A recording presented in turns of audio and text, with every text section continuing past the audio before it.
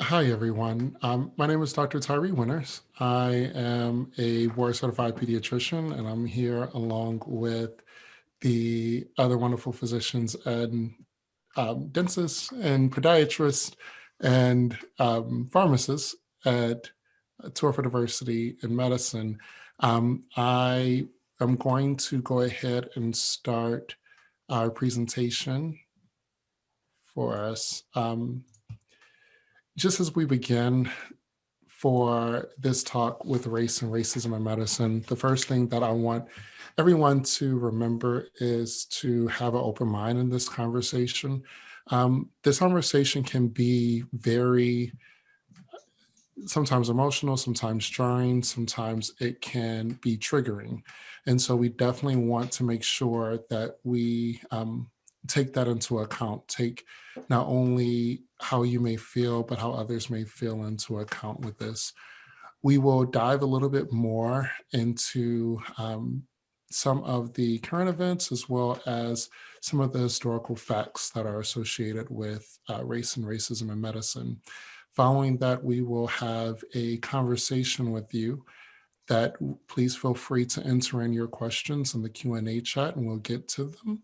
We will also share with you some of our stories that we have come across with, just as the three of us that are here on the call are all physicians, but we have all dealt with race and racism in medicine as well. So just to begin, we know that last year has been not only a trying year with COVID, which is the huge elephant in the room, but it has also been very challenging with what I like to call a social reawakening of social injustice within this country. And so, as you know, the three important people that are on this screen right now that unfortunately were murdered, Breonna Taylor, Ahmaud Arbery, as well as George Floyd, who we are going through the process of his murderer's trial as we speak now, has set a huge fire within the country, within the world, actually. And so not only are we seeing how this can be affected throughout the world, we also know that this is affecting others as well, right? This is affecting not only individuals who may belong to the same communities as these individuals, but also to other members within this country. We're all in the same country here, and we're all dealing with the same issues. When we think about racism, racism is a system of structuring opportunity and assigning value on the social interpretation of what one looked like race. So when we talk about things such as race, meaning if I was to say, like, oh, well, Black individuals have a higher, what we call GFR or glomerular filtration rate when we think about the function of the kidney. Well, Black is a structural or social construct. It's not really something that I can tangibly be able to identify biologically. So, does that make sense? And so, when we start to think about racism, that's one of the things that we start to think about, especially within medicine. So, going back to that definition, we know that racism as this social construct has been used since the inception of this country, since 1619, when the first Africans came over onto the soils in Jamestown, Virginia, this country. When race was actually developed, we know that it was used as a way to be able to unfairly disadvantage certain people and unfairly advantage others. And what it does is it leads to this sap of our system. It leads to just continuously sucking out the resources that we have.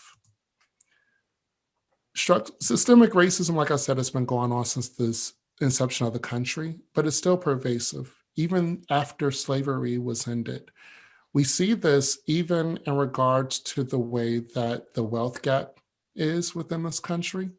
So certain groups, such as African Americans, Hispanic, and American Indian populations, face higher risks of unemployment, as well as residing in communities with significantly lower net wealth, Why is that important? Is because that net wealth, a lot of the property taxes that we derive from the homes and the communities that we live in, is what's poured into the communities to be able to provide resources. That's like funding schools, funding hospitals, funding different infrastructures that's in place. That all can play into a part into one's health and the way that one is able to receive certain services. So this places a huge barrier and perpetuates this system that is continuously being able to be unfairly disadvantaged to these communities. And so when we start to talk about the things such as schools and infrastructure and hospitals, we know that that's going to create this impact that's what we call a social determinant of health, meaning, and we'll talk a little bit more about the definitions a little bit later on, that will then be able to affect one's health. And this can affect not only children and adolescents, but it can also affect their families. And it can also negatively impact the implicit and explicit biases, right? So it can impact the way that individuals who are working within those communities may view the people that they are serving. And we see this, we have seen this, and we'll talk a little bit more about this within our own um, institutions, previous institutions that we have worked at, or even in certain coworkers that we may have had that may have, whether knowingly or unknowingly, biases against certain populations. So I'm Dr. Amir Hamid. I'm an emergency medicine physician in Chicago, Illinois. I work out of Cook County Health, Cook County Hospital. And this slide is on social determinants of health. So prior to medical school, I thought that people's health outcomes were basically secondary to the choices that they made, their personal choices as it related to diet, their personal choices as it related to whether or not to exercise, and maybe, a sprinkle of genetics. However, in medical school and in residency, I learned that social determinants of health are really the driving factors that determine health outcomes for people within society. And those health outcomes can be completely different based on your race, ethnicity, and that's secondary to these social determinants. So, for example, your economic stability is one of the social determinants of health, along with your neighborhood or physical environment, the education level that you have, food in your community in your social context, and the healthcare systems that you have access to. So for example, economic stability, if you don't have a job, you don't have employment, and you don't have income, you can't pay for healthcare. You can't pay for health insurance. Those are going to affect your health outcomes at the end of the day. You're more likely to get sick and stay sick if you do get sick. Your neighborhood and physical environment, is it safe outside? Are you able to go outside and exercise? What kind of institutions do you have within your neighborhood? Do you have gyms in your neighborhood? Is there a high rate of shootings outside? Are you more likely to get shot and be a victim of gun violence in your neighborhood? Food, are you living in a food desert? In a lot of communities, especially here in Chicago on the south and the west side, we have food deserts, which basically means there are neighborhoods that have absolutely no grocery stores. And if you don't have a car, which is basically a byproduct of your income, right? If you don't have a car, how do you make it to a grocery store? If you don't have a bus pass, how do you make it to a grocery store then? And what you end up doing is going to the corner store where there's, junk food or unhealthy food and a very limited amount of vegetables, if any. And all those things affect your healthcare. And then one of the big ones is healthcare systems. On the news all the time, we see that healthcare systems within minoritized population, like that within those neighborhoods, those Black and brown neighborhoods, they're closing hospital systems down. Here in Chicago, Mercy Hospital has been in the news over and over again. And I'm sure where you are, there's been some hospital that's been in a Black or brown neighborhood that's closing down. And that's another form of structural racism and inaccess to medicine. So all the time for years and years, we've talked about these social determinants. However, we have not really mentioned race as its own social determinant, or either it's mentioned as its own social determinant, but it's not mentioned in its context of heavily impacting every single determinant that you see up here. Your race can definitely impact, or your ethnicity can impact your economic stability, right? With the way the society is set up and discrimination is set up, you're less likely to get a job if you have a foreign sounding name. There's documents and literature that show that over and over again. And you can go down the line and look at all these social determinants and see how race impacts every single one. So you can go to the next slide. Thanks. So the language within this presentation, so the social determinants are the non-medical drivers of health outcomes, while health disparities are basically the discrepancies in health outcomes between those different groups. And health equity, not equality, but health equity is the expectation that every person, regardless of group classification, can achieve optimal health or optimal health outcomes.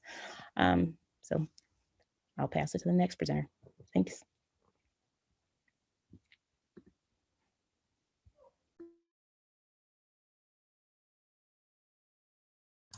Sorry. As a pediatrician, one of the things that I can tell you about is racism impacts on children.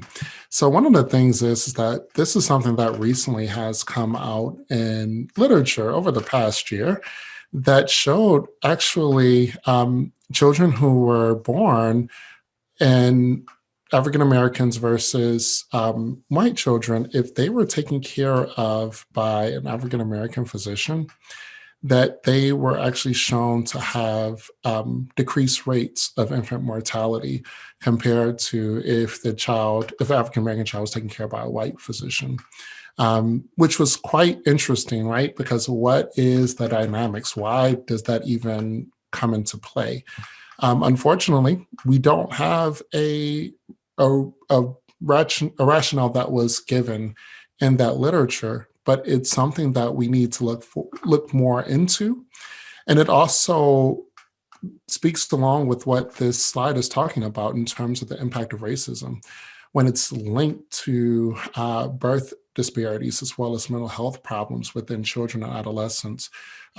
This can be even as far as seeing that children who may be from Black and Brown communities who have a undiagnosed conditions such as ADHD, depression, anxiety, are actually not given the same amount of resources within a school that, say, for instance, their white counterparts may receive or the Asian counterparts may receive. So they may go without being recognized as having ADHD or depression or anxiety and may suffer from higher levels of or higher incidence of being expelled or being placed on suspension or given other disciplinary actions.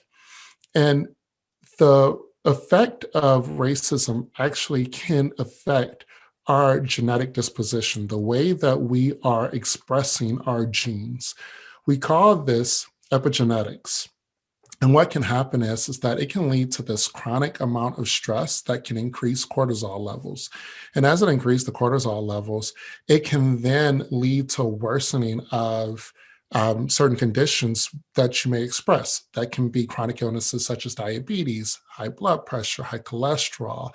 So you will see that the individuals who have these that are from Black and Brown communities may actually have worse outcomes compared to their white or Asian counterparts.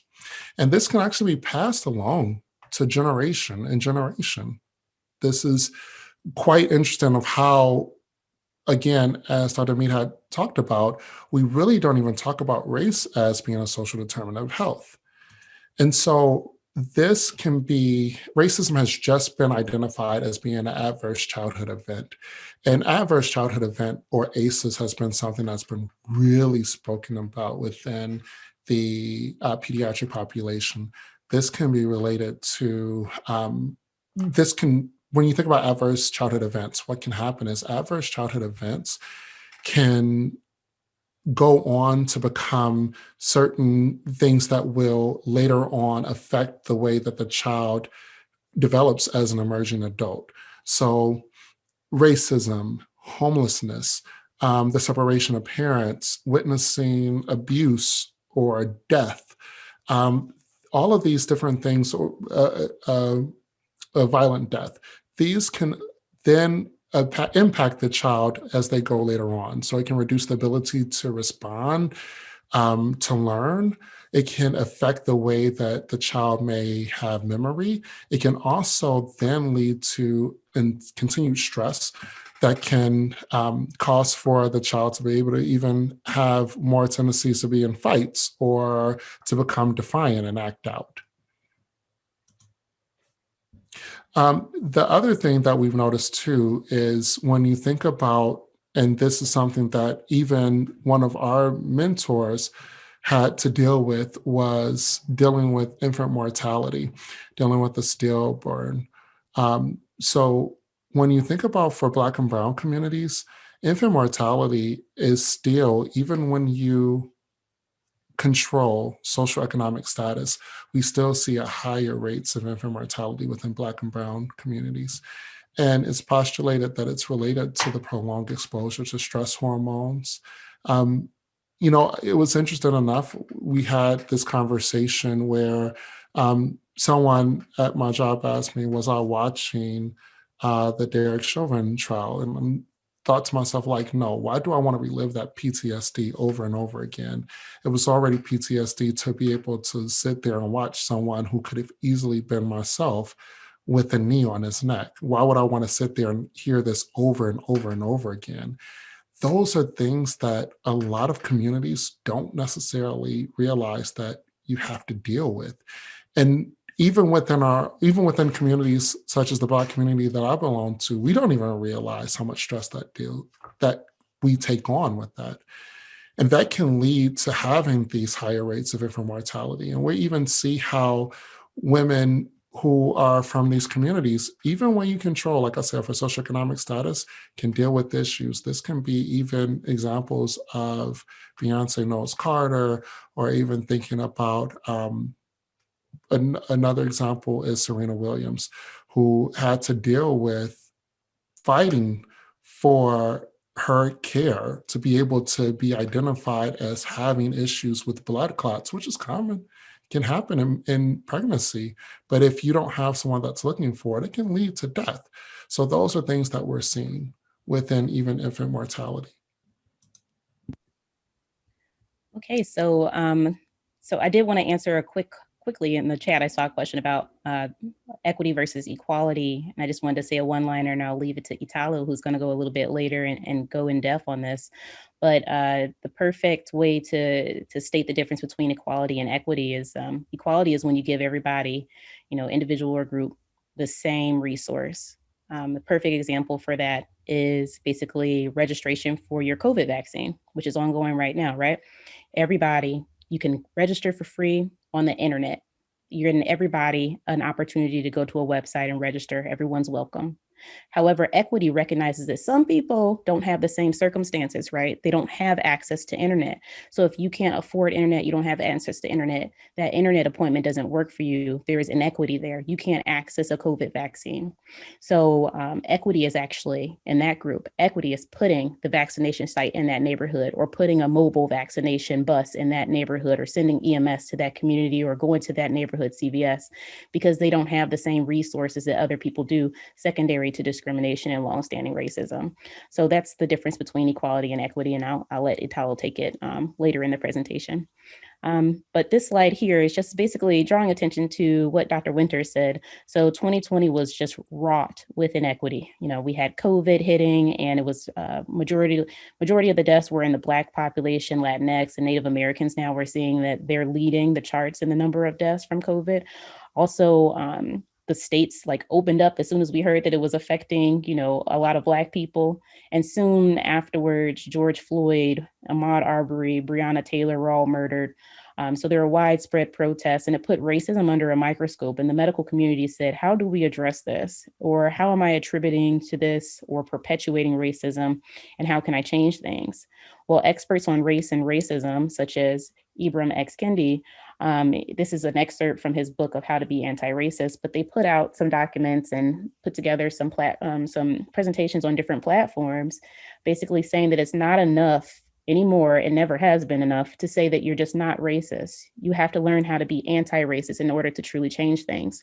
So this quote is from his book. It says the opposite of racist isn't not racist. It is anti-racist. What's the difference? Well, one endorses either the idea of racial hierarchy as a racist or racial equality as an anti-racist. One either believes problems are rooted in groups of people as a racist or locates the roots of problems in power and policies as an anti-racist. One either allows racial inequities to persevere as a racist or confronts racial inequities as an anti-racist. There is no in-between safe space of not being racist. So here in the medical community, it's not enough to be not racist. We really have to work towards anti-racism. You can go to the next slide. So what is anti-racism in medicine? Well, several organizations and several individuals, healthcare systems have basically made it one of their priorities to strive for true health equity. But in order to do that, we must address race. You've got to talk about it. It's no longer okay to sweep it under the rug or not bring it up. And in talking about it, we need to understand the historical context because that's needed to understand current literature and treatments as it relates to exclusion or exploitation of BIPOC populations. And it's also needed to understand racialized health policies, which cause minoritized populations to be less healthy. And when you understand those, you're more well equipped to advocate for dismantling those. And in order to have true health equity, you must address race to understand systems and the thought processes within healthcare that perpetuate racism and keep it alive today. You can go to the next slide. So what does anti-racism in medicine look like? What is the blueprint? So there is no blueprint right now.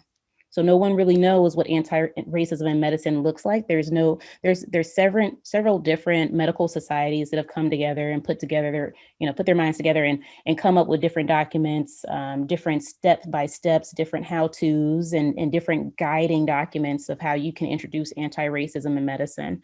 And some of those things are different mixtures of reforming curricula to make it more inclusive. Introducing training models, so implicit bias training, learning what you're doing on an individual level and what your system may be doing that may be biased, that may be perpetuating racism. Cultural competency or cultural humility, basically understanding that it's okay to be different and everybody's going to be different. And because of that, you need to augment the way that you care for your patients in order to fit whatever is norm for their culture. And health disparities, understanding what they are and how to combat them. They're also recommending that we evaluate our practices, behaviors, and actions through a lens of anti-racism. And then also diversification, diversifying interests, diversifying conversations that are happening, diversifying the personnel that are in those conversations in the form of educators that are within your medical school or within your hospital system, and also your learners, who you're admitting to your medical school, because you're really honestly our physician workforce or podiatry workforce, pharmacy workforce, they should be reflective of the patient population that they serve. Right now, there's so much, it was in the news big time about, hesitancy or cautiousness as it related to the vaccine. And a lot of that is rooted in racism and that provider or the person that's offering this vaccine not looking like a member of the community and all of that historical racism and current racism that goes on within the medical community heavily augment the decisions that are made by the patients that are offered the vaccine and other areas of medicine as well. So you can go to the next slide. Thank you. So equality and equity are used interchangeably pretty commonly, right? The words sound similar, but they don't mean the exact same thing. As stated, equality is when everybody is given the same resource and it's given regardless of circumstance, whereas equity is when circumstance is taken into account when allocating those resources. Imagine if you're looking at a 400-meter relay race, right? And you see that all the starting points are at the same exact marker. That's equality because everybody seems to be starting at the same exact place. But when you look at the distance traveled, that innermost lap is shorter than the outermost lap. It's longer. When you stagger those starting points, that equals equity. That's how you get true equity in that race. So this is kind of like a visual way of representing the difference between equality and equity. I think that it helps people who are unfamiliar with the language. With that said, we just spoke about equity, and now we're going to talk about health inequity as it relates to COVID-19. Now, one thing that we learned in this pandemic, actually more of a syndemic, meaning two different pandemics happening at the same time, one of a viral nature, the other of a social justice nature, is that we realize there are several under-addressed health disparities that compounded and led to this increase or this blossoming of numbers in COVID-19. These disparities continued to grow, and as they made national headlines, people were like, wait, what are the underlying reasons? Like, why do these exist? Okay, we can go to the next slide. So this picture it tells a lot. I'm going to first draw your eyes to the graphs here, right? They look colorful, but the colors mean certain things. When we're looking at that red column, those red columns are the number of deaths at this time point, right? And the blue columns are going to be the population.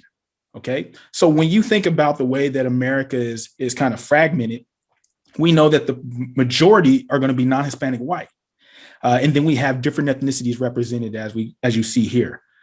The main difference is that people of color, specifically Black and brown communities, have taller red columns in comparison to those blue columns, because we only represent certain proportions of all citizens, but our disease burden is a lot greater. And that's what we say is an inequity, is disproportionate. And the reasons are basically because we've had years and years of underaddressed or chronic health issues that are rooted in social determinants of health, things that are not clear medical drivers, but have a significant impact on our outcomes. Next slide, please. And then there's this graphic here, which demonstrates disproportionate hospitalization rates, right? So not only are we seeing an increase or a clear difference in death rate, but we're seeing that hospitalizations, just by being Black or brown, you may have an increased propensity to be hospitalized if you can even make it there. So from a public health stance, this is an alarming fact.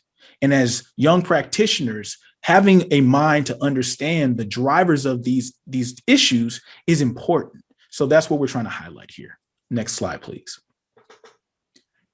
And so kind of going back to the very beginning of the presentation, where we said, why do people have these disproportionate health outcomes? Whether we're talking about chronic things or acute things, it's really because there's not just genetics involved. There's not just someone's health trajectory. These things are influenced at a variety of different levels. And with COVID-19, what we saw is these systemic and structural barriers, including racism, have a pure impact on the way that people receive care, the way that people experience the healthcare system, their readiness to do certain things that are asked of them in the wake of a pandemic.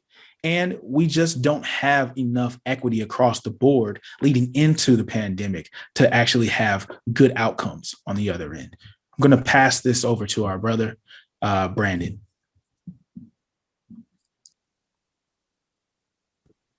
Can you hear me? All right, cool. Hey, y'all. Sorry for being a little tardy. So, all right. So, real quick, Brandon Henry, Sacramento State alum and C alum. So the next three slides really are looking at the numbers of physicians, dentists, and pharmacists, and it's really more of a breakdown of understanding why we need you, right? And so I wanted to keep this part I have three things that I kind of want to say about all three slides, all right? Because again, I don't necessarily feel the need to say the numbers to you, right? The important part is the why part, right? So the one thing you guys will hear a lot about is why representation matters, all right? And why we need you guys is because it's important for our patients to see practitioners that look like them, that identify with them, that come from similar backgrounds as them. You know, there's a lot of research out there that shows that there's better patient outcomes when patients can see or are seen by practitioners that look like them.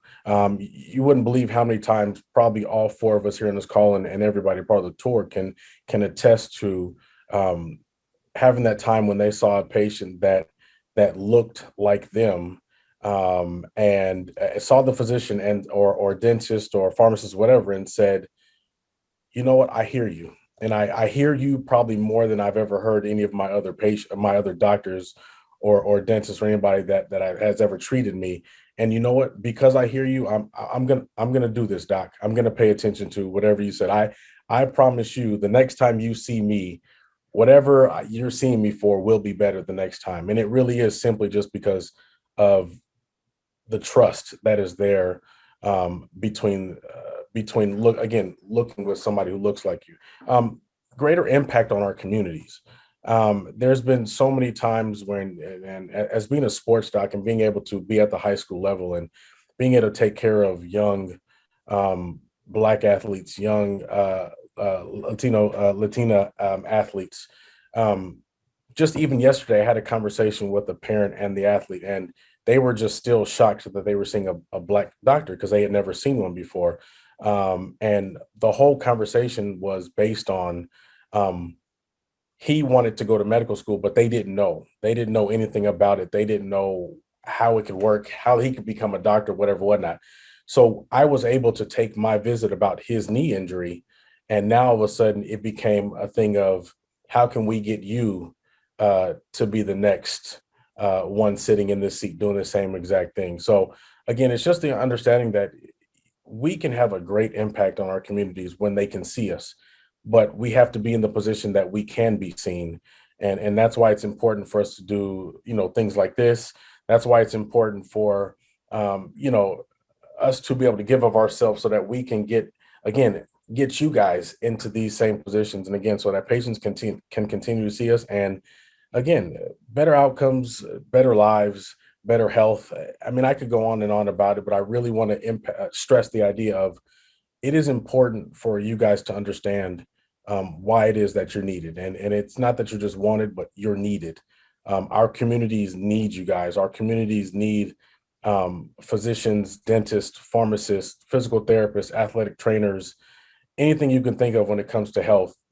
You guys are needed. All right. So, like I said, I didn't want to go too in depth, but I'll leave it at that, and we can, kind of go through, share some of our personal stories. But um, yeah.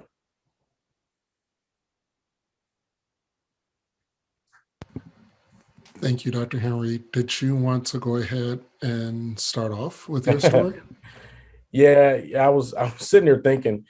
So I was sitting there thinking about like different issues or things that I may have come up um, with my time while I was at Sac State, and trying to think of again specific examples. And it's interesting because Sac State is a very and Tallow can Dr. Brown can kind of attest to this, but Sacramento is a very interesting area because it really became a big melting pot when I was up there because you had this large consistency of Black folks from Southern California that had come up to Northern California, and then you had a large amount of people from the Bay that had come over to Sacramento, and then all of a sudden it was just like this blossom that kind of happened. But you still kind of recognize that I think at one point we had like 30,000, 40,000 students because it was so much of a commuter school.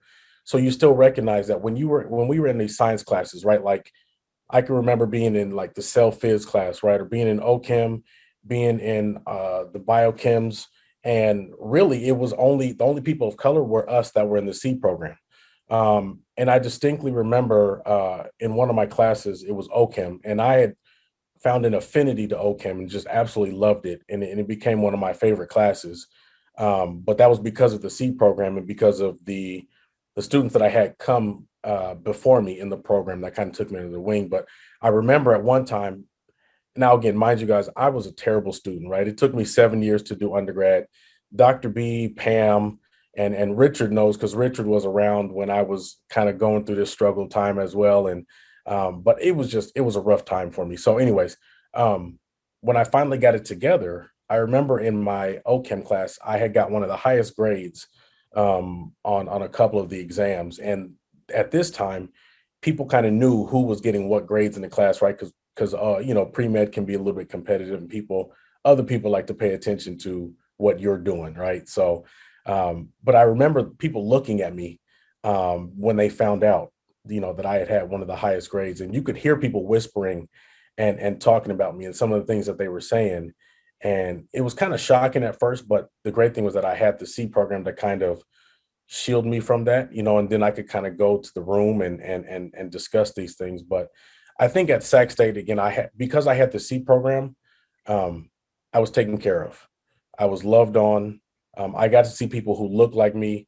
I got to see people who talked like me. I got to see people who came from similar backgrounds and who were hustling and taught me how to hustle in ways that I had no clue how to do outside of being, on the sports field.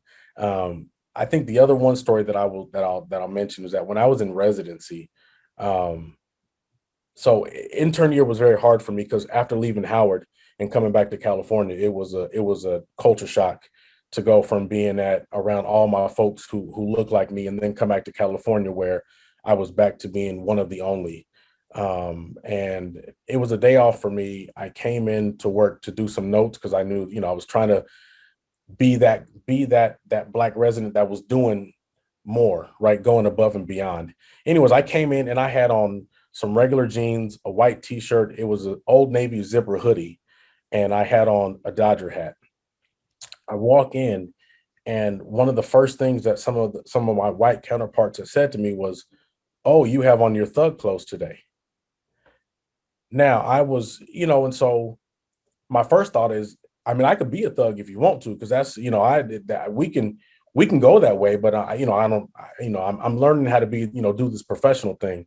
So sometimes I also learn that I can't say anything. It's best for me to just walk away, because if I say anything in that moment, I'm gonna show a side that I probably can't take back, and then it's gonna be a label on me for the rest of that time, in residency. But I did address it when I was able to, in a more calm down kind of a way. But it was hurtful to think that I'm in here in the an Old Navy zipper tee. Like, come on, bro. I'm in here.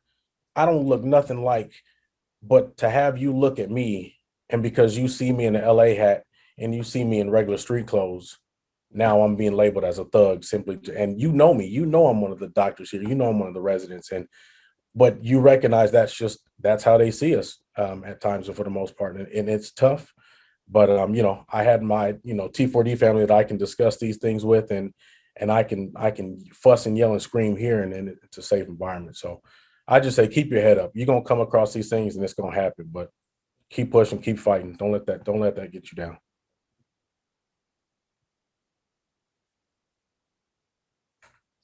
I'm gonna unmute myself. I can identify with a lot of that.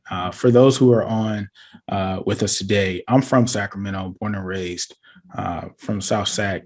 My mom taught at Florence High School. I spent a lot of summers at Sac State back when I was young, doing athletic programs. And so I have a lot of love for Sac State. But kind of like Brandon said, I grew up understanding that, as a person of color, I could be a threat. I could be viewed in a variety of different ways.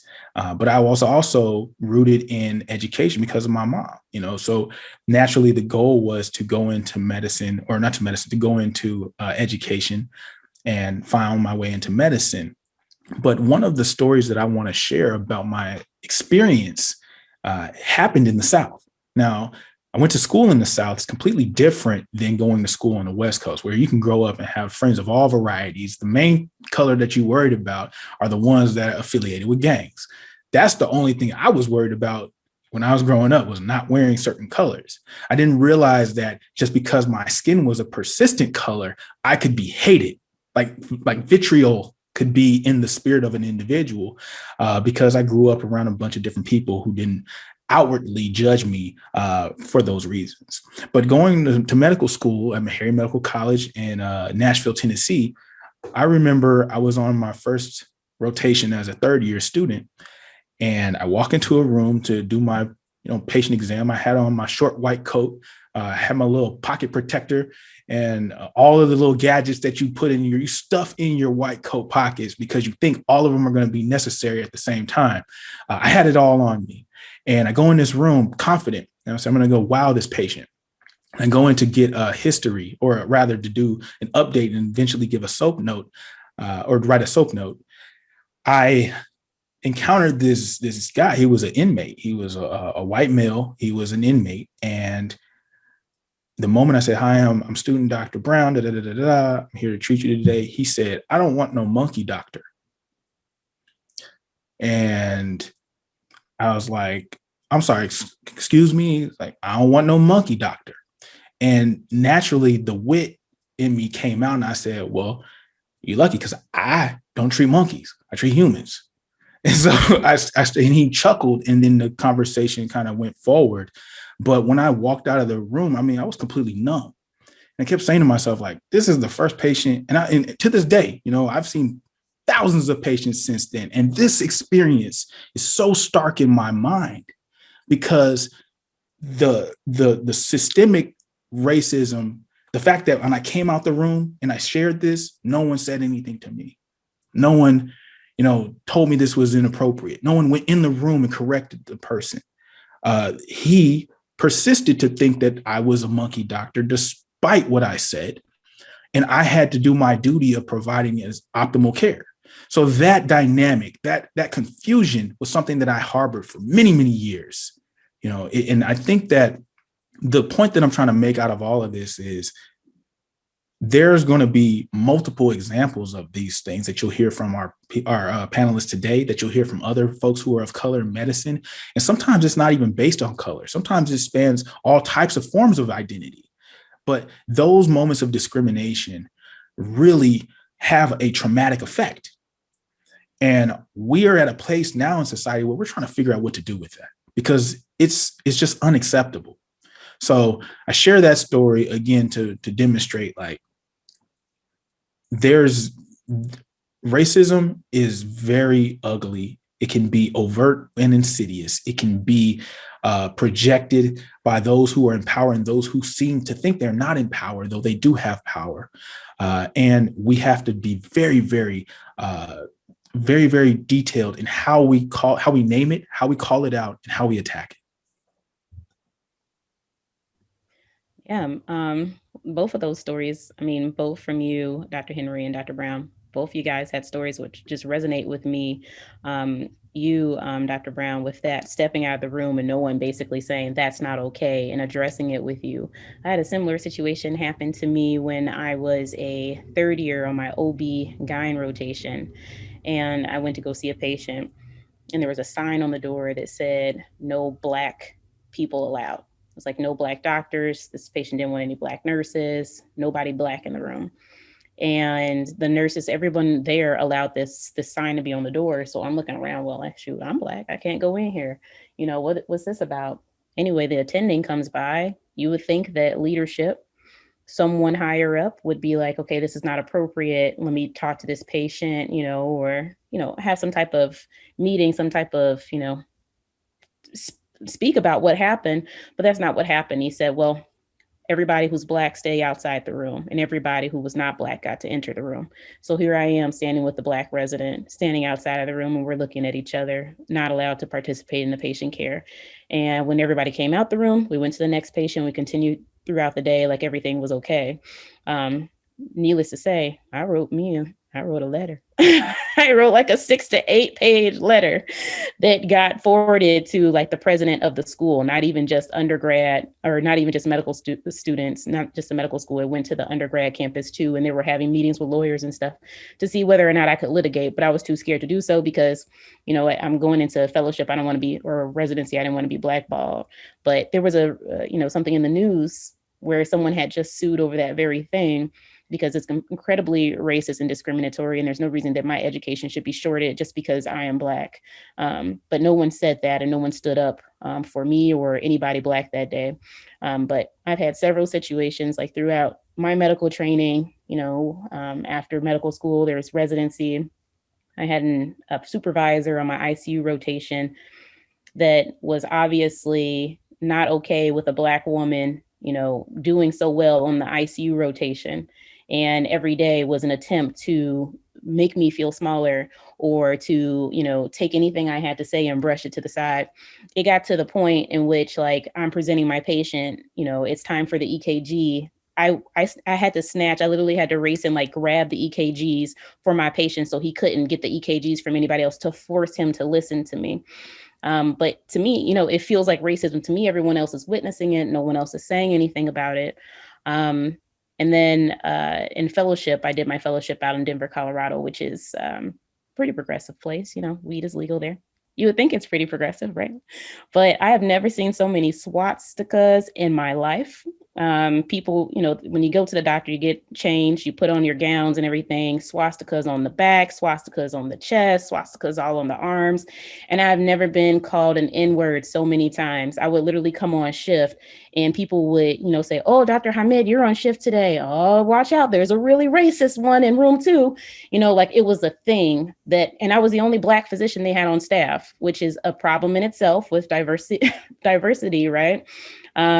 But I'm the only Black attending physician that you have that treats adult patients. And I'm taking the brunt of all the racism in the department and called names and everything like that throughout the day. And then the last story I'll share is just, even here in Chicago, which is, as an attending, Dr. Henry, you were saying that you don't want a label on you because you don't want to step outside of your body, but like you will be pushed, as an African-American in medicine, people will push you, people will try you, they will test you to see your knowledge, they will test you to see how far they can push you to the edge. But I've had situations in which I have actually like critical patients and I'm asking someone to do something and they have defied me over and over again as I'm asking for critical life-saving equipment for patients that are, critically ill, but I will get pushback, and I feel like to the point of where this may be detrimental to patient care. So it gets to a situation where this might be dangerous. Racism is a public health epidemic.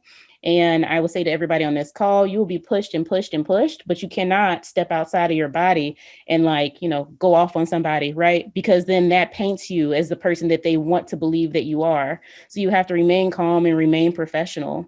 I got a call, and this is my last story, on my attending from another attending that sent their patient to the ER for me to work them up. And I, didn't really agree with why they sent it to the ER, but I did the basic workup and I wasn't going to put the patient through like further testing as I got a translator, and the translator said, "This is not actually what she said. You didn't use a translator because that's basic, for every patient that does not speak English, if they want a translator, you should be offering them a translator and not trying to piecemeal what they say together." Anyway, I got the translator. It's not actually what you thought it was. Anyway, we were going to do a joint decision-making type of conversation, or at least I was, and I offered that to the physician that sent the patient to the department. Anyway, the attending said, "Don't do that with my patient." And I said, "Well, why?" And then he said, "Because she's not sophisticated enough to understand." And I said, "Sophisticated enough? This is a woman that's here with her family. She seems sophisticated with me. She carried a very reasonable conversation with me. She, answered appropriately to all my questions. Family is, appropriately concerned, asking questions, legitimate, concerns here today. The only thing that was unsophisticated is that she's a Spanish-speaking female who's uninsured. So she is suddenly not sophisticated." So I actually, charged back on him and I said, "Well, what do you mean by that? And is your mother sophisticated enough? How about your sister? Is she sophisticated enough?" And we kind of went, and he was like, "Hold on, I'm not saying." "Well, what are you saying then? Because this is bias in medicine, and this is racism in medicine, and this is how you're perpetuating inequity in our already disadvantaged patient population." So that's a way that you can challenge inequity in the workplace. If you have, the rank, I don't really have a rank. So I hung up right away and I was like, click, won't find out who I am, I'll take my boss. But, he would have to say he was doing stuff that was not okay, so that didn't go anywhere. But if you have a little bit of clout, you can go ahead and kind of challenge, give a little bit of pushback professionally, of course, but hang in there. We're all going through it. So. I love the fact that you just said that you won't tell my boss, click. So I have a couple of stories. I'll make them really quick because I definitely want to make sure. And if you have any questions, by the way, I want to just let you know again, please feel free to drop it in the Q&A. chat box, as well as thank you so much. If you have to leave, we do understand. The couple of things. So one story that I didn't even share with my colleagues that was quite interesting is when I was a third year medical student, I was on a site. I was on psychiatry rotation, which is a core rotation that we all have to take. And I did my medical school in Ohio at Ohio University, and I was in Cleveland for my rotations. And so at a major hospital in Cleveland, there was a psychiatrist who we were going around the hospital doing consults. And when he would have patients who were African American, he was white, he would start to say, he would talk in a very peculiar way to be able to interact with the patients. And it became so obvious that I eventually said something. And when he would talk, he would say, "For real? Show is? You serious? Oh Lord." And as somebody who's African American who's standing right next to him, I'm thinking to myself, like, this was an older, like in his 60s white man who just automatically started doing this shuffle and jive type of talk where I didn't know if he was Uncle Ben or Aunt Jemima or what. And so after we finished, he looked at me because he could tell I had, when he said "show Liz," that's when my face kind of like went askew. And I was like, okay, let me reframe that back. Let me just try to get my composure. And so he said, "Well, Ty, how did you feel about that? I find that I'm able to relate more with my patients when I talk with them in this manner." And I said, "Well, do you feel that you need to talk to me in that manner when you're teaching me? Or do you feel that you can talk to me in your regular voice?" And so when he said that, he was like, "Well, no, I mean, because you speak different." And that's when the fight broke out, not figurative, not literally, but figuratively. But that was one interesting conversation. The other interesting one that I had, which I tend to share about, is the issue with my mother. So I was my mother's caregiver during her last days here.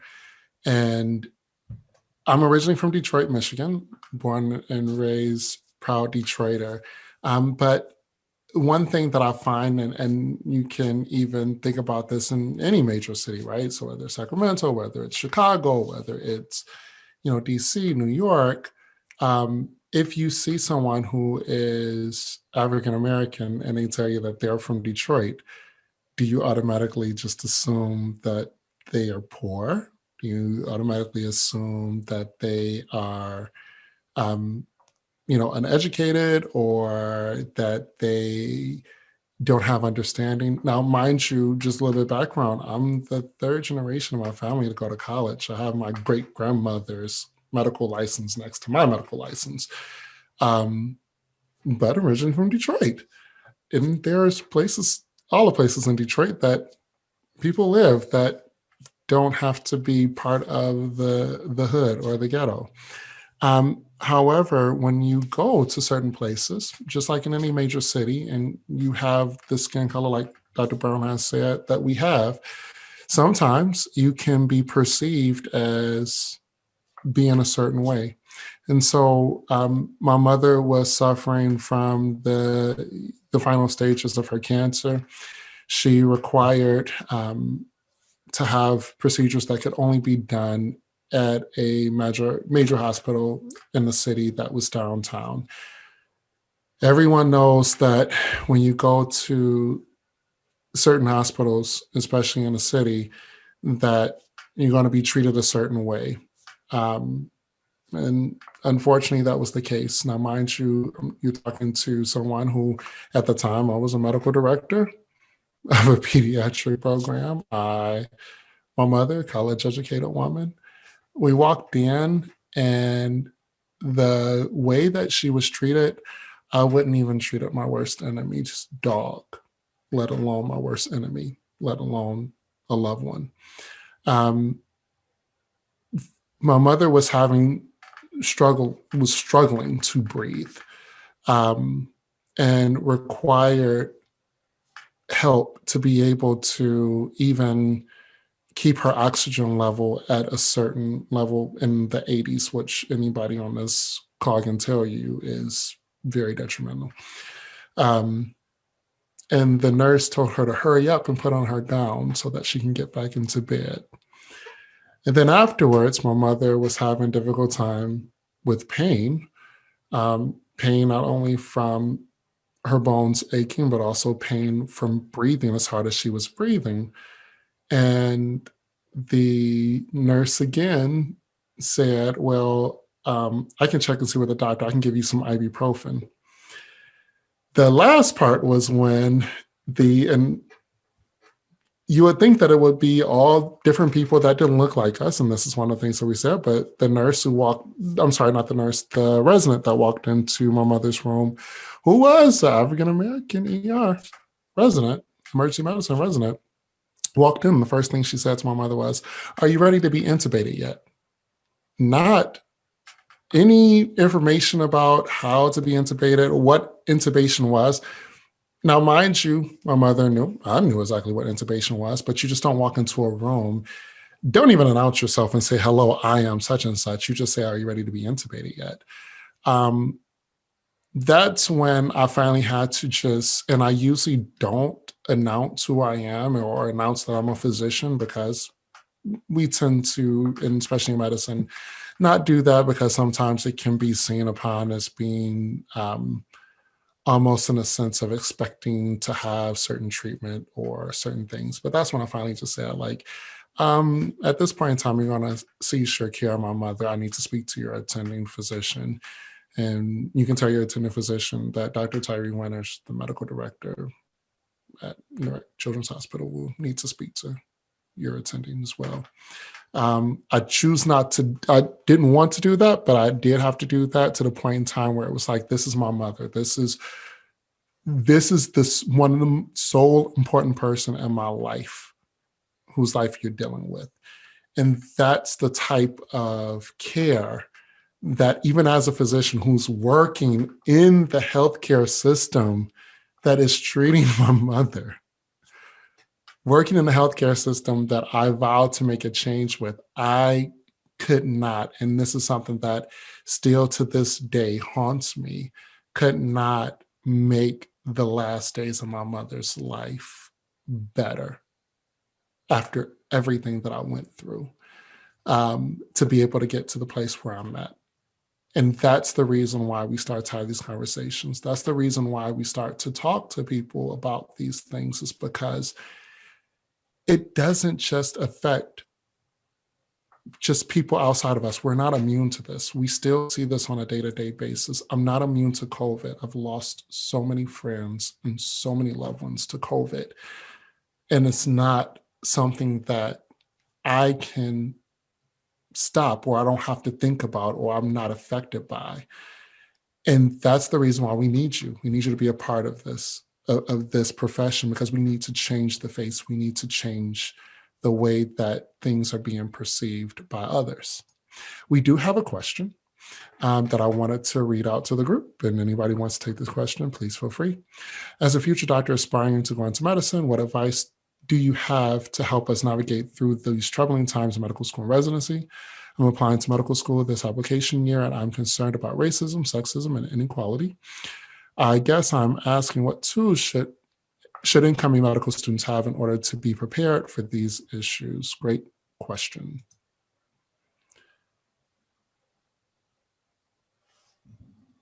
Dr. Brown, it looked like you were ready to answer it.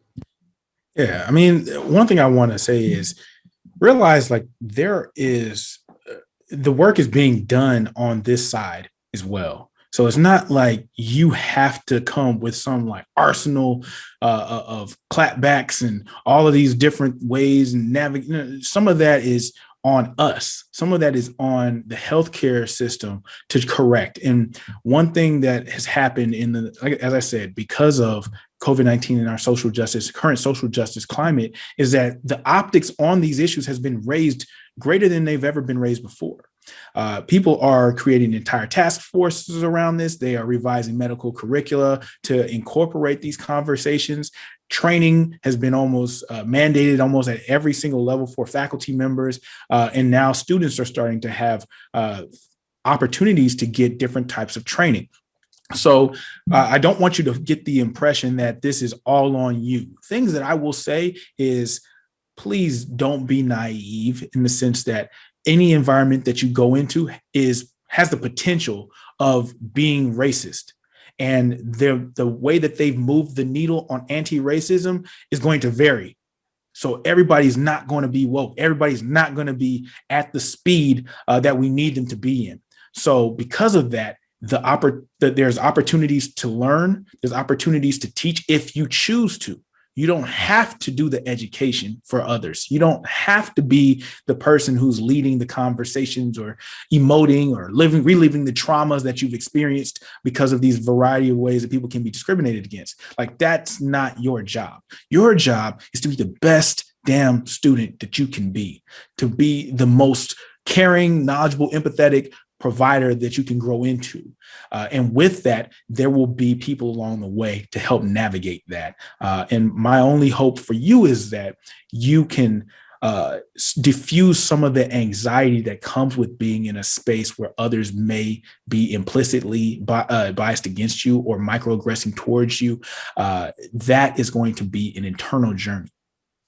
And I kind of just real quick, and because I know we have other questions, but I thought that was such a great point, because the one thing I struggled again when I got back to California was the idea of trying to think that I could take this whole thing on by myself, and thinking that because I might have had one or two other Black residents that were in the program with me at the same time, that they understood what was going on, and me trying to go to them like, hey, let's make a change.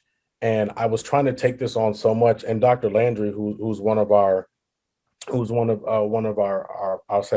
founding fathers of this organization, he explained to me, he said, you have to recognize that you're a resident and there's only but so much you can do. And Dr. Hamid also brought up about the whole idea of just the clout, and just to recognize that there's certain times when you can take on certain things, and then there's other times when you can't.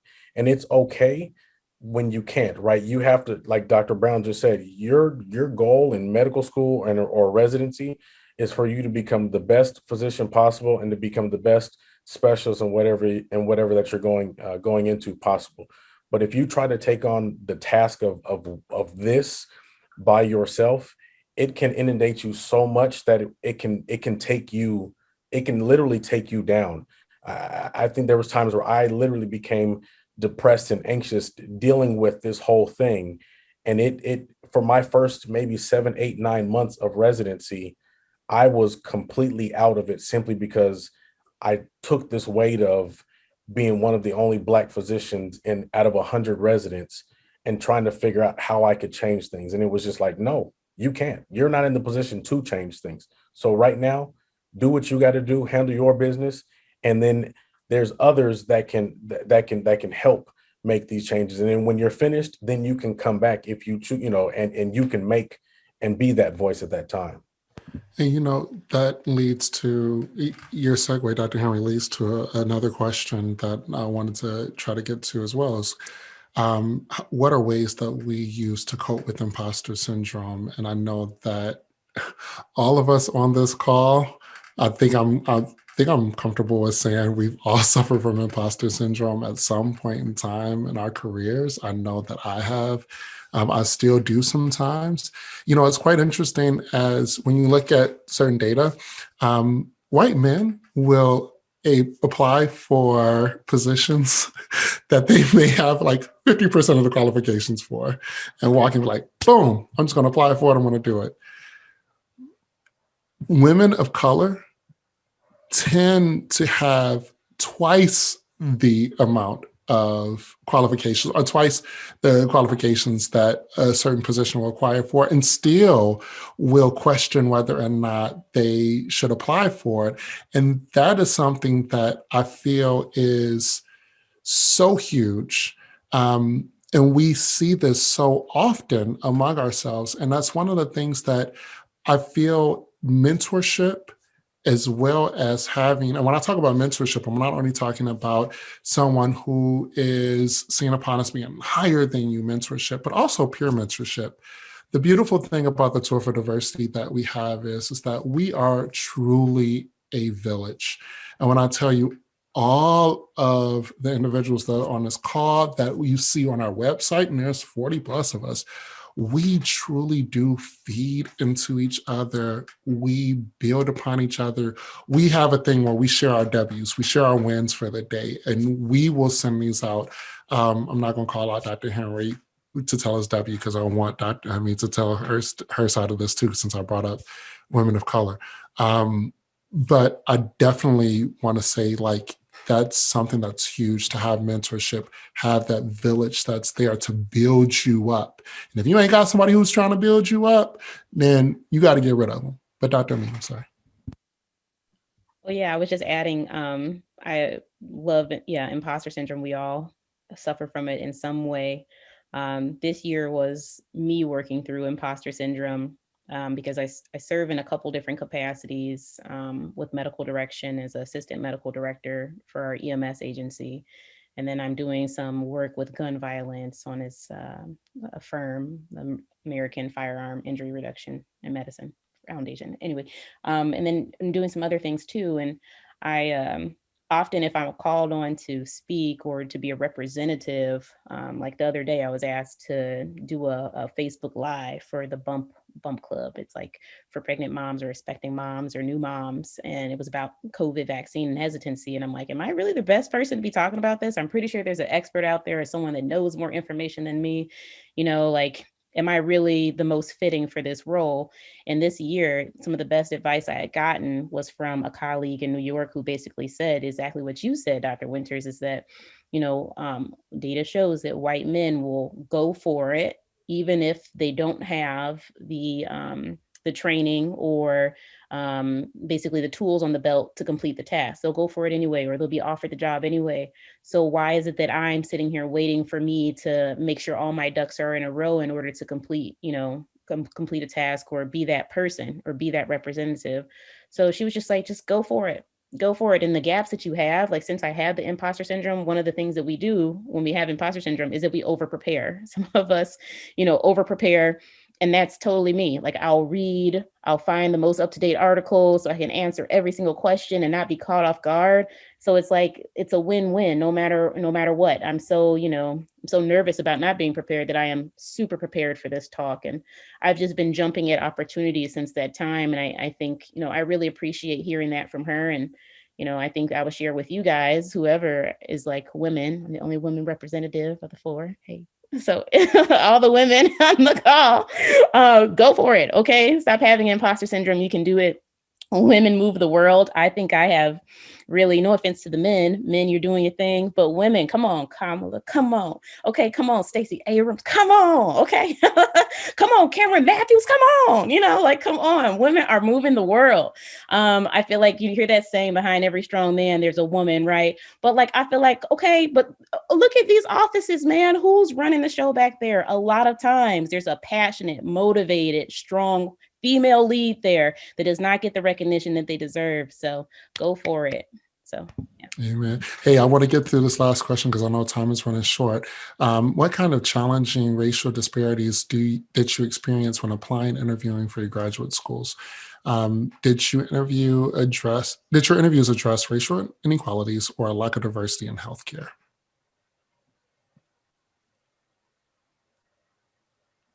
Just to tell you, so I am currently now a program director for residency programs. So I deal with, and I've also do interviews for medical schools for Thomas Jefferson Medical School in Philadelphia. I've did it for Rowan University in Jersey, as well as Ohio University, where I went to medical school as well. One of the things that you'll find is we are now moving towards having more diversity and inclusion and equity efforts that are being done within our institutions. And we are striving to find individuals who are the same mindset. So you will get questions that will ask about your viewpoints on racial inequalities and lack of diversity in healthcare, and what are ways that we can be able to help improve it. Now, when you get these questions, it's not like I'm sitting there asking you like, what are you going to do? Like, how are you going to fix this problem that we have tons and tons of leaders in this country who still can't fix this problem, right? But what it's meant to do is to be able to ask, are you critically thinking about this? Is this something that is within your viewpoint or within your mindset? Are you willing to start to tackle some of these issues and problems? And do you recognize that this is a problem? We definitely want to be able to see that. One of the things that I find is when you start to have these conversations with individuals, and when I'm prepping folks for interviews and I start to talk about this, I start to say, like, I have so many people that I know, like, I don't like politics. I don't like talking about things like that.